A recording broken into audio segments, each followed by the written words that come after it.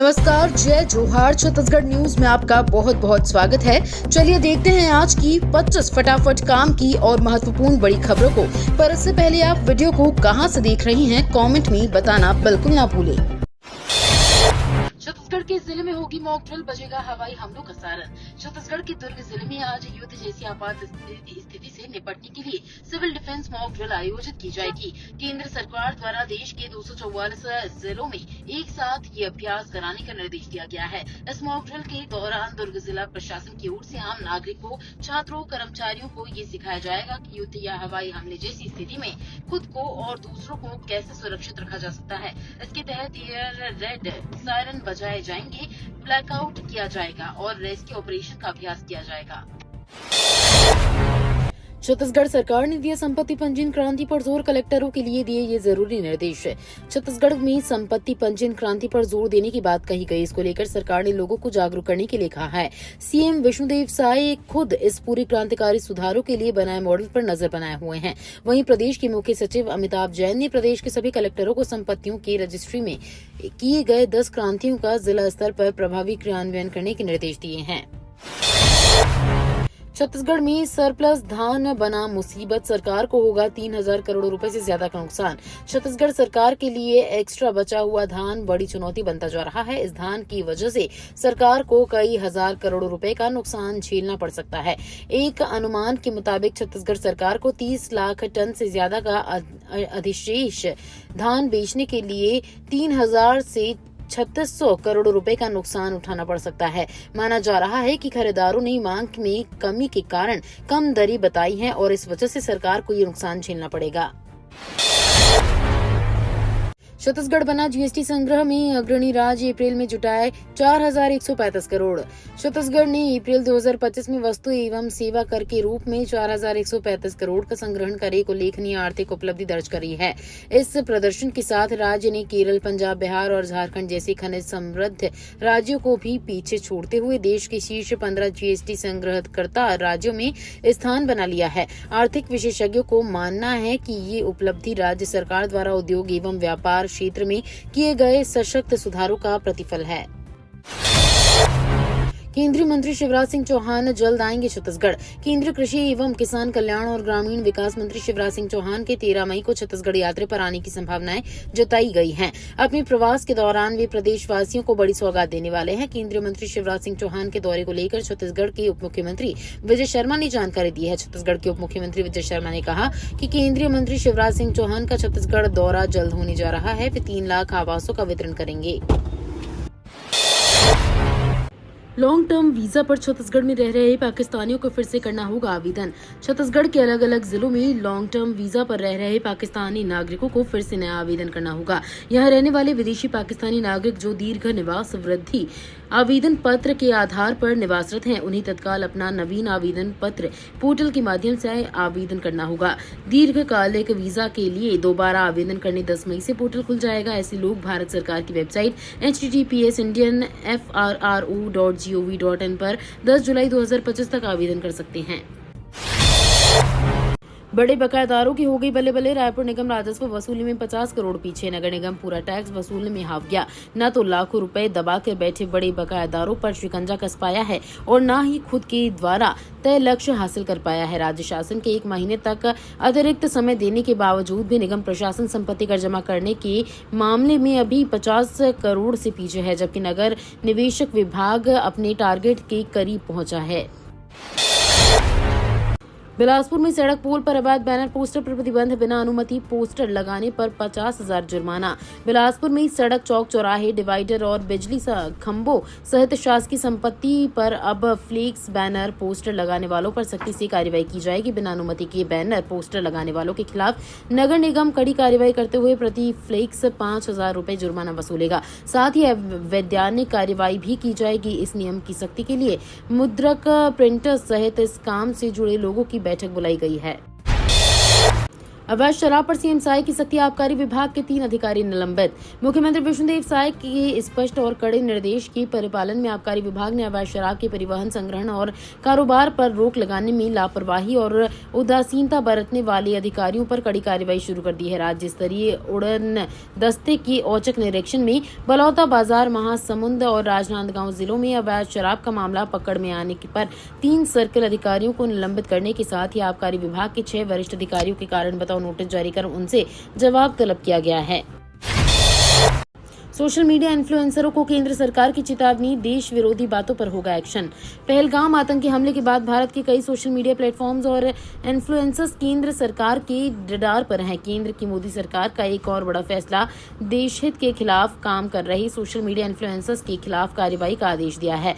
सरकार का कहना है कि कुछ प्लेटफॉर्म्स राष्ट्रीय हितों के खिलाफ काम कर रहे हैं और हिंसा भड़काने का खतरा पैदा कर रहे हैं। ऐसे प्लेटफॉर्म्स पर कार्रवाई होगी। दुनिया की चौथी सबसे बड़ी अर्थव्यवस्था बना भारत। भारत अब दुनिया की चौथी सबसे बड़ी अर्थव्यवस्था बन गया है। इकोनॉमी के मामले में भारत ने जापान को पछाड़ते हुए चौथा स्थान हासिल किया है। आउटलुक की रिपोर्ट के मुताबिक भारत की अर्थव्यवस्था $4.187 ट्रिलियन के पार पहुंच गई है, जबकि जापान की इकोनॉमी $4.186 ट्रिलियन है। भारत से आगे अब सिर्फ जर्मनी, चीन और अमेरिका है। भारत को 28 मई को मिलेगा रूसी युद्धपूर्व तमल। पाकिस्तान से युद्ध की आशंकाओं के बीच इसी महीने भारत को रूस से जंगी जहाज तमल मिल जाएगा। रूस 28 मई को इसे भारतीय नौसेना को सौंपेगा। जून में इसे नौसेना में शामिल किया जा सकता है। ये जंगी जहाज ब्रह्मोस मिसाइल से लैस होगा, जो रडार की पकड़ में भी नहीं आएगा। उधर सिविल डिफेंस मॉक ड्रिल को लेकर गृह मंत्रालय की हाई लेवल मीटिंग आज होगी। केंद्र ने 7 मई को देश के 244 जिलों में मॉक ड्रिल करने के लिए कहा है। छत्तीसगढ़ में गरज चमक के साथ बारिश की चेतावनी, आईएमडी ने जारी किया अलर्ट। छत्तीसगढ़ में मौसम ने एक बार फिर करवट ली है। पश्चिमी विक्षोभ, द्रोणिकाओं और चक्रीय परिसंरचना जैसे मौसमी तंत्र सक्रिय हो गए हैं, जिससे राज्य में अगले कुछ दिनों तक मौसम में परिवर्तन देखने को मिलेगा। राज्य के कई हिस्सों में गरज चमक के साथ हल्की से मध्यम वर्षा की संभावनाएं जताई गई हैं। वहीं तेज हवाएं और वज्रपात की भी चेतावनी दी गई है। इसके साथ ही अधिकतम तापमान में धीरे धीरे वृद्धि का दौर भी प्रारंभ होने जा रहा है। छत्तीसगढ़ के सरकारी अस्पताल में बड़ी लापरवाही, मरीज को चढ़ा दी एक्सपायरी दवाई। अस्पताल में भर्ती एक मरीज को नर्स द्वारा एक्सपायरी डेक्सट्रोज की ड्रिप चढ़ा दी गई है। मामला तब उजागर हुआ जब मरीज के शरीर में जलन होने लगी और परिजनों ने ड्रिप की बोतल चेक की, जिसमें पाया गया कि वो 3 महीने पहले ही एक्सपायर हो चुकी थी। इस घटना के बाद जिला चिकित्सा अधिकारी ने जांच के आदेश दिए हैं। मरीज के परिजनों ने कहा कि उन्हें अच्छा इलाज चाहिए। इसके बाद डॉक्टर मंजू ने उसे जनरल वार्ड में भर्ती किया और डेक्सट्रोज इंजेक्शन आई चढ़ाने के लिए लिखा। चुनाव जीतने में छत्तीसगढ़ की महिला जनप्रतिनिधि देश में अव्वल। देश में महिला आरक्षण और आधी आबादी को प्रोत्साहन देने के मामले में छत्तीसगढ़ अन्य राज्यों से कहीं आगे निकल गया है। केंद्र सरकार की जानकारी के अनुसार छत्तीसगढ़ में हुए पंचायत निकाय चुनावों में 54.78% महिलाएं निर्वाचित हुई हैं। यहाँ मौजूदा साल में हुए पंचायत चुनाव में निर्वाचित 1.70 लाख से अधिक प्रतिनिधियों में 93,392 से अधिक महिलाएं निर्वाचित हुई, जो देश में सबसे अधिक महिला निर्वाचन वाला राज्य बना। जबकि पड़ोसी राज्य मध्य प्रदेश में 50% महिलाएं निर्वाचित हुई हैं। पैरोल पर छूटे लेकिन लौटे नहीं, छत्तीसगढ़ की जेलों से 70 से ज्यादा कैदी अभी फरार। कोरोना महामारी के दौरान संक्रमण की गंभीरता को देखते हुए जेलों में भीड़ कम करने के उद्देश्य से छत्तीसगढ़ जेल प्रशासन ने सैकड़ों कैदियों को अच्छे आचरण के आधार पर पैरोल और अंतरिम जमानत पर छोड़ा था, लेकिन अब महामारी की दौर बीत जाने के बावजूद कई बंदी वापस नहीं लौटे हैं। हाई कोर्ट ने इस मामले को गंभीरता से लेते हुए डीजी जेल से शपथ पत्र के जरिए विस्तृत रिपोर्ट मांगी है। बिलासपुर सेंट्रल जेल से पैरोल पर छोड़े गए 22 बंदी और रायपुर जेल से 7 बंदी अब तक जेल नहीं लौटे हैं।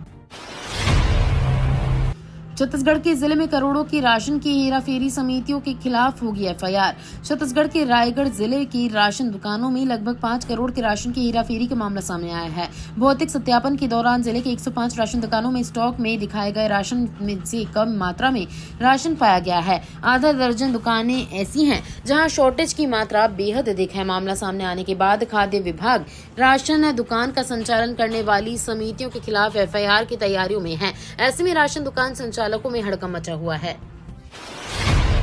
भूपेश बोले लेटर बम फोड़ रहे ब्रजमोहन।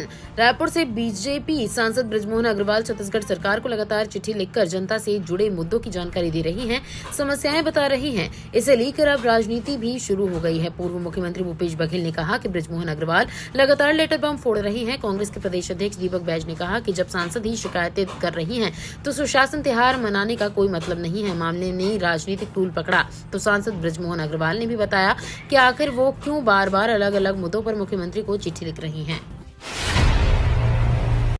14 नक्सलियों ने तेलंगाना में किया आत्मसमर्पण, कई इनामी भी है शामिल। जगदलपुर के बस्तर में 14 हार्डकोर नक्सलियों ने तेलंगाना के भद्राद्री कोत्तागुडम जिले में वहां के एसपी के समक्ष आत्मसमर्पण कर दिया है। इनमें से अधिकांश नक्सली ओहदेदार और इनामी हैं।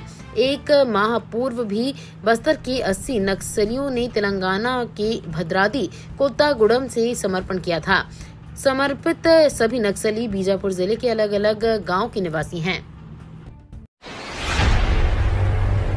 तेज आवाज में डीजे बजाना पड़ेगा महंगा, वाहन समेत जब्त।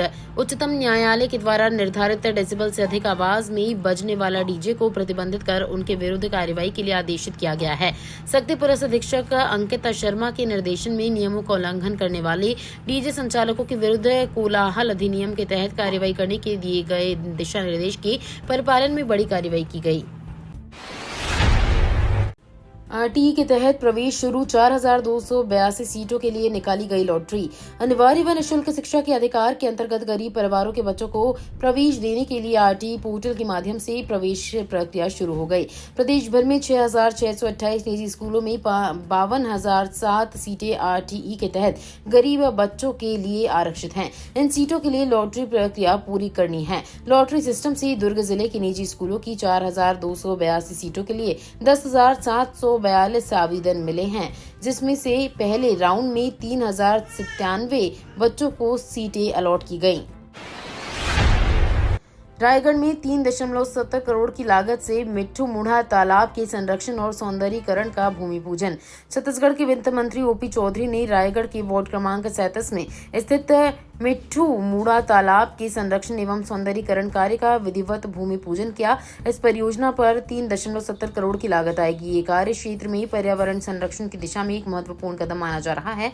वित्त मंत्री ने कहा कि तालाब के संरक्षण से जहां प्राकृतिक संसाधनों का संतुलन बना रहेगा, वहीं स्थानीय पर्यावरण को भी मजबूती मिलेगी। सीएम विष्णुदेव साय के निर्देश के परिपालन में आबकारी विभाग ने की बड़ी कार्रवाई। मुख्यमंत्री विष्णुदेव साय के स्पष्ट और कड़े निर्देश के परिपालन में आबकारी विभाग ने अवैध शराब के परिवहन, संग्रहण और कारोबार पर रोक लगाने में लापरवाही और उदासीनता बरतने वाले अधिकारियों पर कड़ी कार्रवाई शुरू कर दी है। राज्य स्तरीय उड़न दस्ते के औचक निरीक्षण में बलौदाबाजार, महासमुंद और राजनांदगांव जिले में अवैध शराब का मामला पकड़ में आने पर 3 सर्कल अधिकारियों को निलंबित करने के साथ ही आबकारी विभाग के 6 वरिष्ठ अधिकारियों को कारण बताओ नोटिस जारी कर उनसे जवाब तलब किया गया है। कबीरधाम के दलदली में सीएम साय ने की ऐतिहासिक घोषणाएं।